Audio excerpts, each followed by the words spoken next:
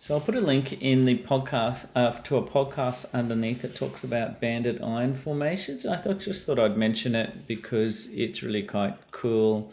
You can see here we've got banded iron formation rock, and the cool thing about it is they've got no idea.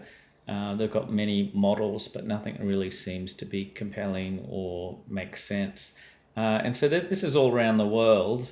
They've got these layers of iron oxides, and then they've got these layers of chert or silica, and they don't know how they got the bands in and out of those, which is really kind of cool. Now, because it's a major source of iron, there's people doing intense study on it, and it's also got some scientific relevance to see how the early Earth formed.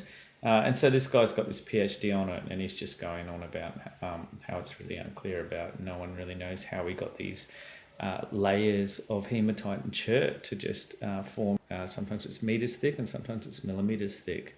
And so if you look at here, you can see that it's got some really nice conchoidal fractures going on here, which is typical of silicon dioxide, and it sort of blend in, and so that iron sort of is part of the iron oxides. The iron's part of the chert or the jasper. And so there's a little bit of overlap there. You can see it's the sort of microcrystalline structure. And you can see from the video here, I get a rare earth magnet, and it sticks to that really well. Although it doesn't have to be magnetite, it can be other iron oxides, not necessarily a magnetic iron oxide.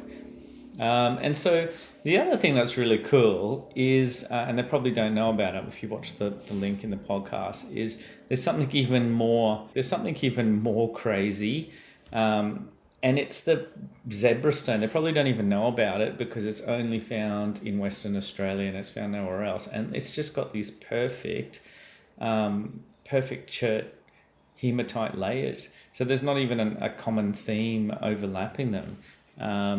And so that's even more crazy. So maybe if they studied that on an educational basis, you can see there's no clear overlap, and they're quite distinct. Those marks there are just from the saw cutting it.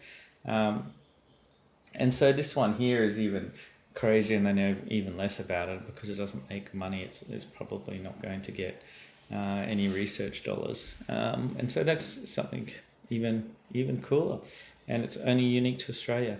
And it's even more dumbfounding what the heck it's from. Okay, thought you'd might enjoy that, and hopefully you'll watch the full podcast by these geologists.